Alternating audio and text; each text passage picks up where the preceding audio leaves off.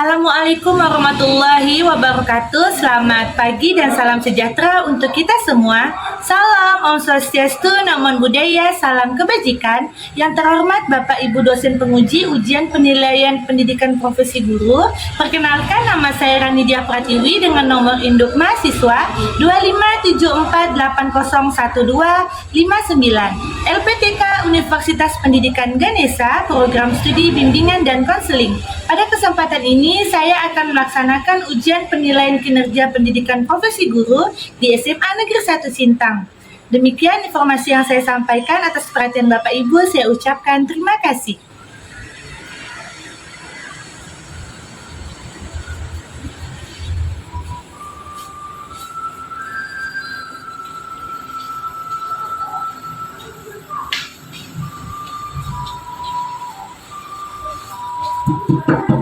Ya, silakan masuk, Nak.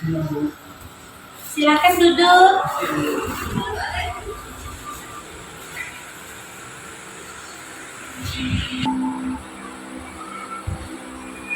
Bagaimana kabarmu hari ini, Heri? Alhamdulillah baik.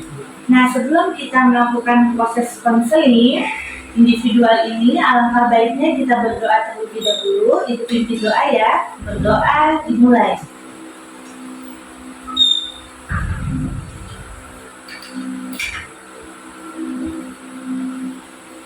Berdoa selesai. Nah, oke, baik. Sebelumnya bagaimana kabarmu, Nak Heri, hari ini? Alhamdulillah baik.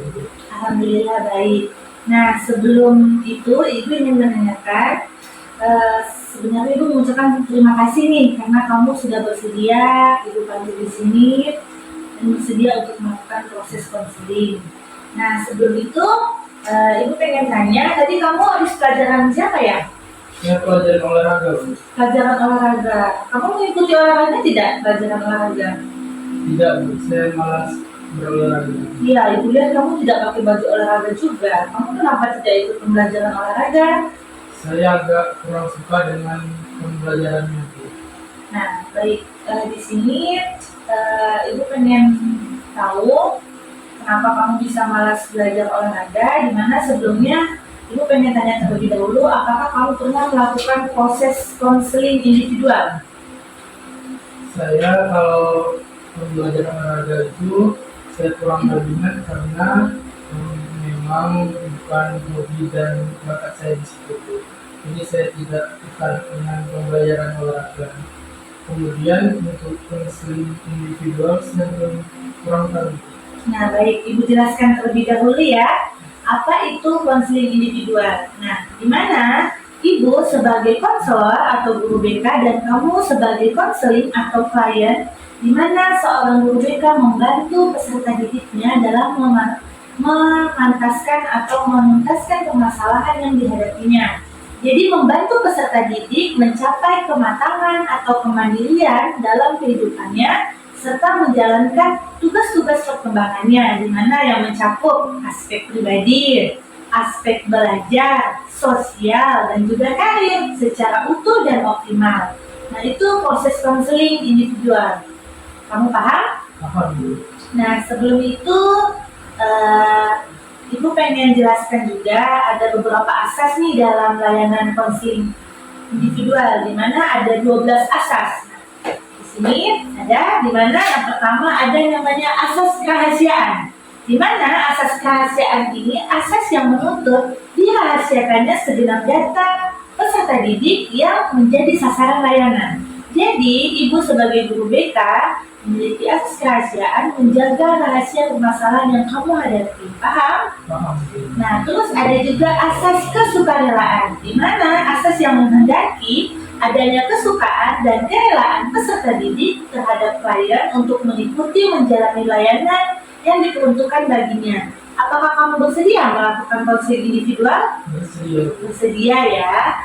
Nah, terus ada namanya asas keterbukaan, di mana asas ini menghendaki supaya kamu peserta didik, yakni permasalahan yang kamu hadapi, kamu harus lebih terbuka dengan masalah yang kamu hadapi sekarang ini. Paham ya? Paham, Bu. Adapun ada asas-asas yang lain seperti asas kekinian, asas kemandirian, asas kegiatan, di mana kegiatan ini kamu menghendaki sebagai peserta didik untuk sebagai sasaran layanan bimbingan konseling individual, ada asas keterpaduan, kedinamisan, asas kenormatifan, asas keahlian, dan asas ahli tangan, serta asas tuturin handayani. Paham ya? Dan Ibu jelaskan secara umum saja beberapa asas, kita langsung saja ke materi ya. Nah, baik, di sini apakah kamu bersedia Ibu lakukan proses konseling selama kurang lebih 45 menit? Bersedia. Bersedia ya, oke, baik. Nah, sebelumnya Ibu pengen tahu kamu bercerita terlebih dahulu permasalahan apa yang kamu hadapi sekarang ini, Bang. Silakan, Bang. Jadi saya belakangan ini sering tidak sekolah dulu atau sering berangkat dari sekolah. Alasannya karena saya bekerja sambil bersekolah, di mana saya harus bekerja sebelum sekolah hingga malam, dan biasanya setelah selesai bekerja saya lanjut menongkrong dan bermain game hingga larut malam, sehingga terkadang saya kurang tidur. Jadi saya merasa kalau ke sekolah itu sering ngantuk, jadi mungkin saya tidak usah datang ke sekolah, seperti itu.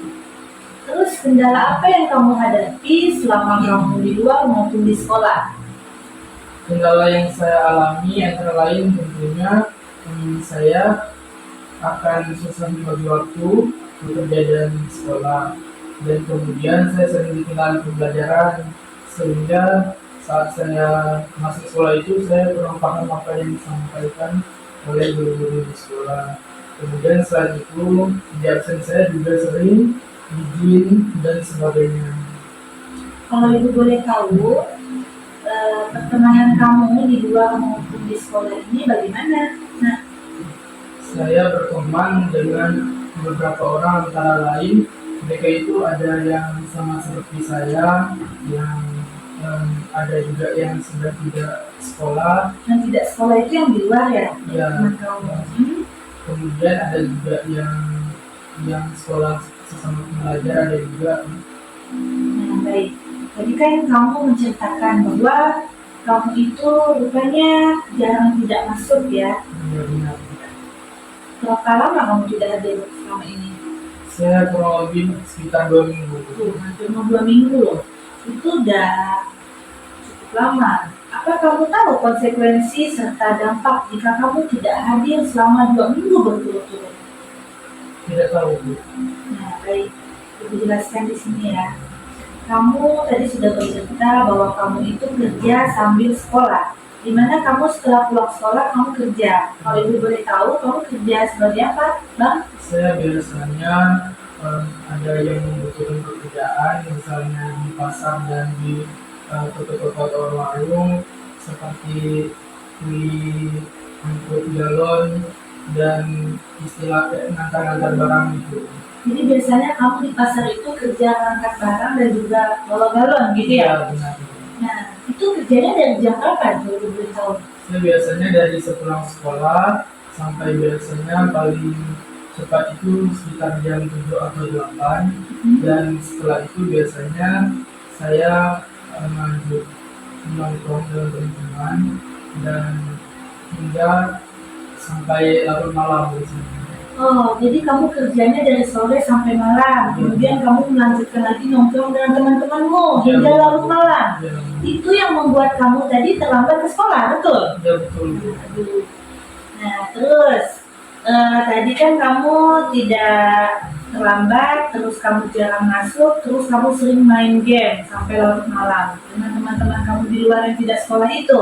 Ya, benar. Nah, baik, di sini Ibu pengen tahu kendala apa setelah kamu melakukan itu, apalagi dengan kamu tidak masuk sekolah tadi, kendala apa di sekolah, dampaknya? Dampak yang saya rasakan antara lain itu saya tentunya ketinggalan pembelajaran dulu. Kemudian di sekolah juga teman-teman seperti mengundang saya atau ada beberapa yang menurut saya, dan kemudian saya juga di absen saja itu sering apa dan sebagainya, dan sering juga lupa mengerjakan tugas-tugas yang telah diberikan guru. Kalau ibu boleh tahu ya, orang tuamu di mana? Kerjanya juga bagaimana? Orang tua saya sudah lama pisah, Bu. Dalam pisah. Terus papa di mana? Kalau papa sekarang sudah merantau, sudah tidak tahu di mana. Kemudian kalau ibu, eh, dia sekarang sudah menikah lagi. Nah, sudah ikut keluarga barunya seperti itu. Terus dengan mama menikah lagi, apakah masih sering dihubungi kamunya? Sebenarnya sering, cuman agak jarang. Terus kamu tinggal sama siapa di sini? Dia di sini sama kakek dan nenek. Oh, sama kakek dan nenek ya. Ya, Jadi kamu sambil bekerja gitu ya. ya benar.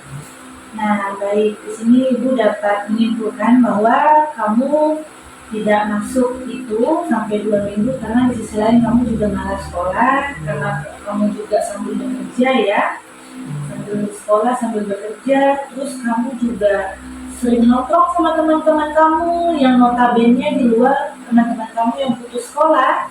Kemudian kamu sering main game ya sampai larut malam yang membuat kamu terlambat ke sekolah, gitu ya. Ya benar. Nah, gini loh jadi, apakah kamu eh, konsekuensi di mana ibu akan ngasih nih kontrak perilaku. Nah, kontrak perilaku di sini yang kamu isi supaya kamu berjanji dan berkomitmen untuk tidak lagi tidak lagi terlambat ke sekolah maupun tidak lagi bermain game atau mengurangi untuk nongkrong bersama teman-teman di luar gitu. Karena gini ya, dari kalau kamu keseringan seperti itu bakal berdampak buruk dengan kamu, dengan masa depan kamu juga. Pertama, kamu bakal ketinggalan pelajaran. Otomatis nilai kamu nanti menjadi rendah kan, karena kamu sering tidak masuk juga, kamu sering terlambat tugas gitu kan. Terus yang tadinya kamu sering terlambat masuk juga karena kamu tidak disiplin waktu, kamu tidak bisa memanage waktu, tidak bisa membagi waktu, entah itu waktu sekolah, bekerja, gitu, waktu nongkrong sama teman-teman itu perlu dibatasi atau perlu dikurangi, gitu, paham ya? Paham, Bu. Nah, baik.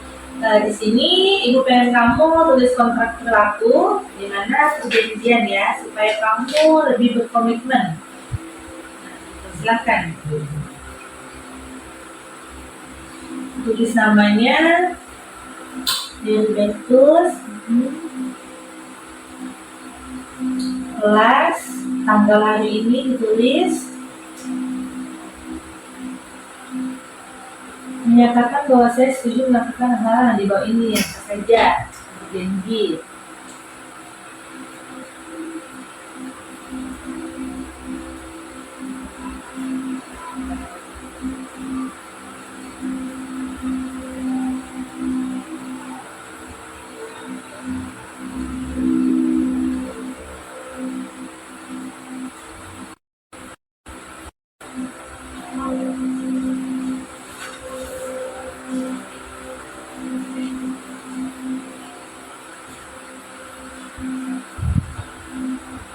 Oke, bawahnya juga ditulis usaha kamu.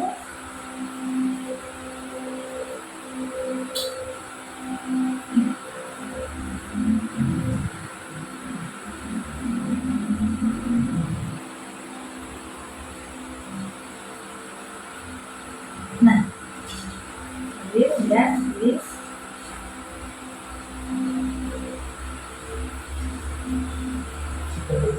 Jadi fokus kamu sekarang bagaimana?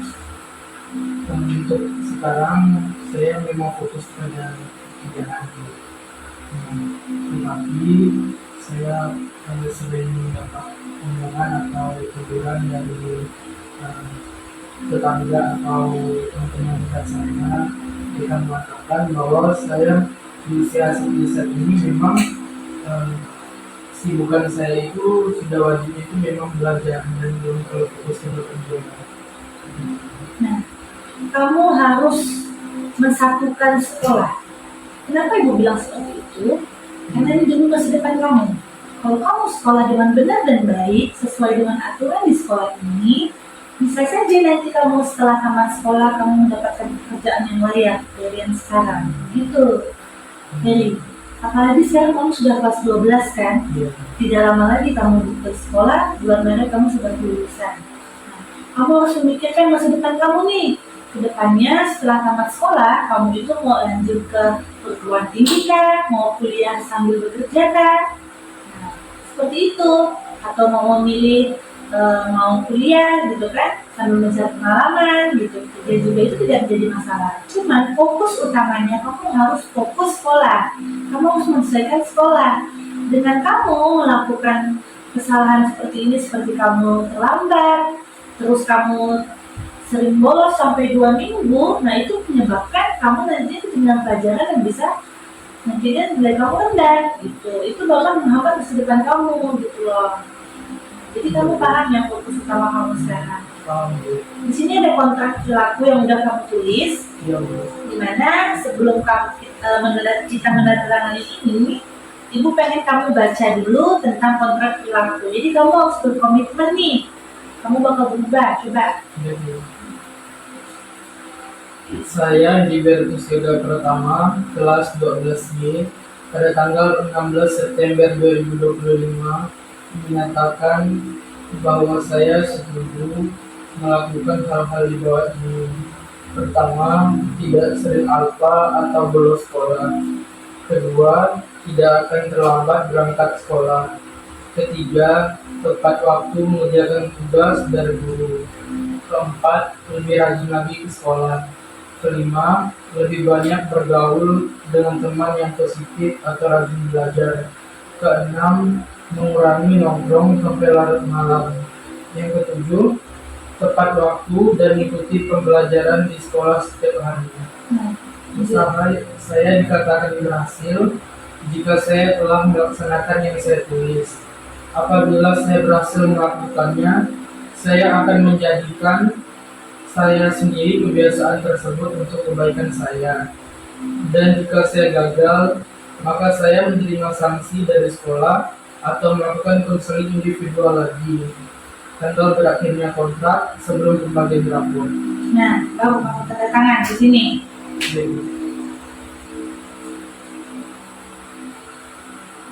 Tulis namanya di bawah.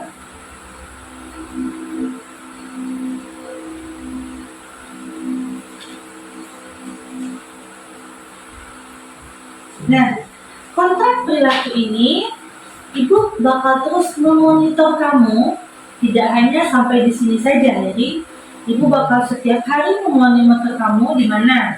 Pertama, Ibu akan memantau kamu nih, kamu terlambat tidak datang ke sekolah. Ibu akan datang ke kelas untuk mengecek kamu, apakah kamu itu masuk atau tidak. Jadi kamu harus berkomitmen dengan kontrak perilaku ini gitu. Kamu kan berjanji kan akan berubah. Nah, dimana tadi Ibu simpulkan kamu kalau bisa kan sekolah pulang jam 2 ya. Setelah pulang sekolah kamu kerja sampai jam 7. Kalau bisa kamu istirahat dulu baru kerja. Kemudian untuk nongkrong sama teman-teman itu perlu dikurangi, ya. Dimana kalau kamu sering nongkrong, apalagi kamu sering main game online sampai larut malam, itu bakal berdampak buruk nantinya. Pagi-paginya contohnya kamu sering terlambat kan? Nah, kamu sering terlambat datang ke sekolah, bisa saja nanti kamu mengantuk di kelas karena kamu tadinya lembur sampai malam kan? Larut malam kamu main game, terus kamu apalagi dengan dua kesibukan kamu sekolah dan juga bekerja. Jadi Ibu ngasih saran kepada kamu supaya kamu berubah gitu. Jadi komitmen dengan kontrak perilaku yang kita buat gitu kan. Jadi Ibu akan memantau kamu sampai kontraknya sebelum pembagian rapor. Sampai kamu nanti hasil kamu pembagian rapor, Ibu bakal mantau kamu. Terus terkait kamu ketinggalan tugas. Nah, Ibu sarankan kamu kalau kamu ketinggalan tugas, kamu alangkah baiknya menghubungi guru mata pelajaran masing-masing yang kamu terlambat tugasnya. Contoh, kamu buat draft table, saya nomor, nama guru, mata pelajaran dengan alasan. Nomor 1, misalnya gurunya siapa? Bu Septi, misalnya Bu Septi mata pelajaran matematika, misalnya di mana ada beberapa tugas yang belum kamu kerjakan, kamu konsultasi dengan guru mata pelajaran kamu. Setelah kamu berkonsultasi dan mengerjakan tugas tersebut, barulah kamu minta alasan. Nah, dari gurunya mengasih alasan, sudah dikerjakan. Nah, di mana tabel yang kamu buat ini untuk kamu konsultasikan dengan guru mata pelajaran itu sebagai fasilitas kamu untuk kamu menghubungi guru mata pelajaran. Gitu. Paham ya? Jadi kamu bisa mengejar keterlambatan tugas gitu loh. Saran dari ibu nih. Nah, terus juga terkait kamu kerja sambil sekolah itu hal positif juga karena kamu menambah pengalaman kamu kan, tapi kamu tidak lupa juga bahwa kamu sebagai seorang pelajar, kamu fokus utama kamu adalah kamu itu sebagai pendidik pelajar, kamu harus fokus sekolah gitu loh. Jangan sampai sekolah itu di nomor 2 kan, jadi harus nomor 1 sekolah itu untuk masa depan kamu. Nah, itu ya. Nah, terkait terlambat, tadi kamu sering terlambat ke sekolah. Gimana kalau ibu lihat kamu kurang memanage waktu, kurang membagi waktu kamu udah pernah buat jadwal belum dalam hidupmu? Belum. Nah, gini, ibu kasih contoh, kamu buat jadwal dari kamu bangun tidur sampai kamu mau tidur. Misalnya jam 4 kamu bangun, setelah bangun kamu sholat dulu, kemudian habis sholat kamu olahraga sebentar, baru kamu mandi berangkat sekolah. Nah, kamu siapkan alarm nih supaya kamu tidak kesiangan. Yang tadinya sekolah jam 7, alarmnya jam 4 atau jam 5. Tuh, paham ya? Nah, ibu kasih saran dan solusi supaya kamu berubah gitu. Nah, jadi kamu harus punya manage diri atau membagi waktu kamu supaya kamu tidak lambat. Kamu bisa membagi waktu kamu mengurangi nongkrong dengan teman-teman. Kamu tuh capek kan? Kadang pulang sekolah sambil kerja, capek nggak? Nah, jadi kamu harus bisa bergaul dengan teman kamu yang positif. Juga kamu lebih bergaul dengan teman-teman kamu yang di sekolah yang rajin belajar, biar kamu ikut termotivasi untuk belajar, gitu kan, yang positif. Terus teman-teman kamu di luar yang tidak sekolah, karena mungkin dia tidak sekolah, makanya dia sampai larut malam kan. Itu jangan kamu ikuti, kamu harus berubah gitu loh. Kamu harus mengurangi lah nongkrong dengan teman-teman kamu gitu. Paham ya? Paham. Nah, baik.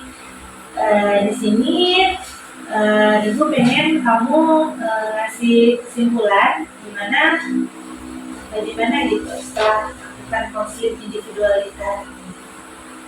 Kesimpulan yang bisa saya ambil pada hari ini yaitu bahwa saya sebagai pelajar di usia seperti ini memang tugas dan hal yang harus saya lakukan yang pertama itu adalah sebagai pelajar, dan aktivitas lainnya mungkin harus diluangkan dan belajar harus diutamakan.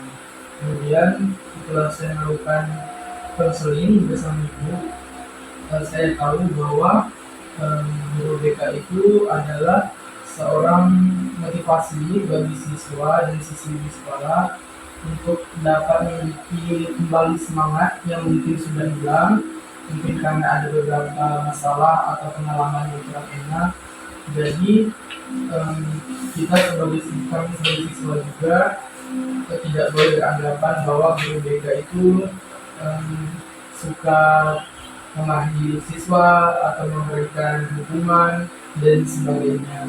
Dan sebenarnya kami juga kedepannya memang harus lebih dekat lagi dengan guru BK agar kami bisa menyelesaikan masalah dan jangan takut untuk menceritakan masalah kami kepada pihak konseling di sekolah. Nah, jadi kamu kan sudah takut lagi ya.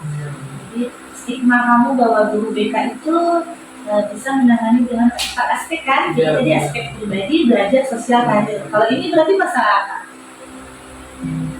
Pribadi. Nah, ini tidak termasuk konflik individual. Dengan tadi kamu sudah mengisi kontrak perilaku, ibu harap kamu komitmen.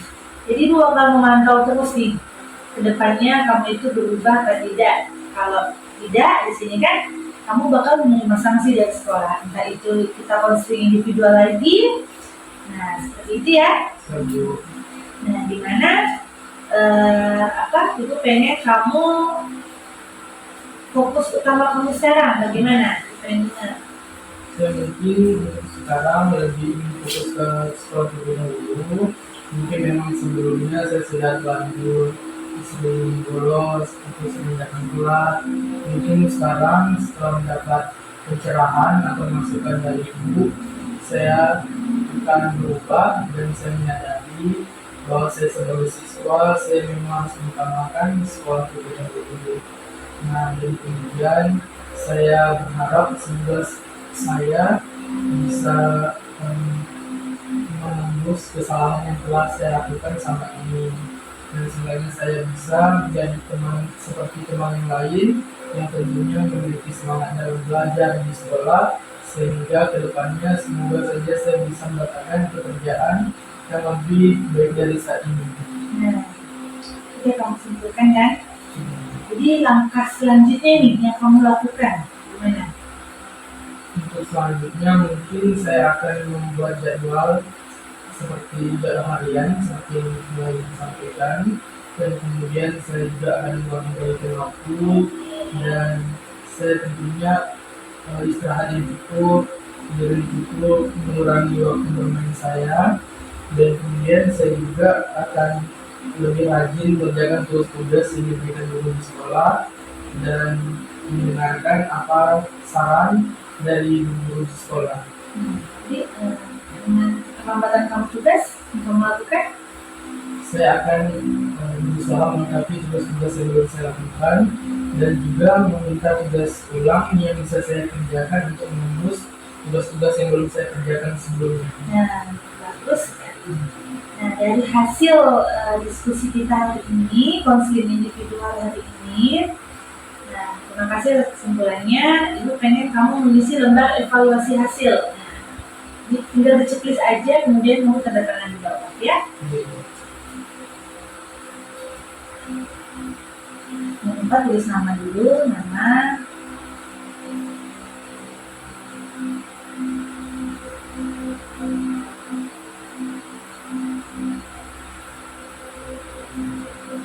Jelas. Di lembar evaluasi ini kan konseling, nah, mendapatkan pemahaman tidak? Tulis. Oke. Setelah konseling ini, apakah kamu bisa memahami perilaku kamu? Apakah kamu bisa membiasakan diri untuk datang ke sekolah supaya tepat waktu? Terus juga dapat melakukan perubahan perilaku sampai menjadi lebih baik dan lebih disiplin. Bisa ya? Nah, oke, kalau dijumlahkan berapa? 16. 16 ya. Jadi di sini sangat sesuai. Oke. Nah, baik.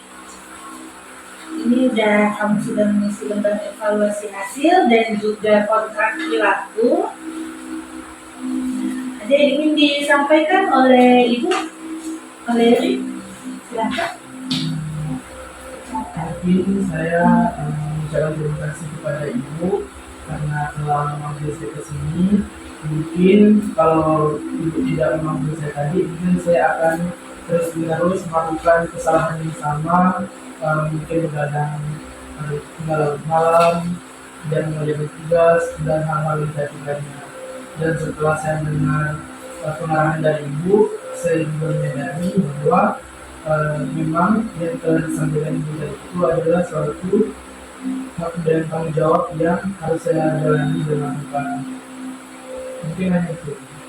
Baik, kamu komitmen ya. Siap, Bu. Ibu bakal memantau kamu lewat dari kontrak perilaku yang udah kamu tulis. Kamu berjanji untuk tidak lagi melakukan pelanggaran. Itu pelanggaran sekolah. Jadi kamu harus menaati aturan di sekolah ini, di mana kamu berjanji akan berubah, akan lebih sering masuk sekolah, terus kamu mengurangi tongkrongan kamu sampai larut malam, lebih banyak bergaul dengan teman yang positif, rajin belajar, lebih rajin lagi ke sekolah, tepat waktu, mengerjakan tugas, mengejar keterlambatan tugas, tidak serta dan bolos sekolah. Gitu ya. Siap, Bu. Karena Heri sudah mengisi lembar evaluasi hasil konseling individu, kita akhiri konseling individual di sini. Terima kasih untuk komitmennya. Semoga kontrak perilaku ini komitmen dan ini bakal mantau kamu. Karena konseling individual kita berakhir, karena kita tadi diawali dengan doa dan diakhiri juga dengan doa. Baik, Ibu pimpin ya. Sudah kita coaching individual ini berdoa dimulai.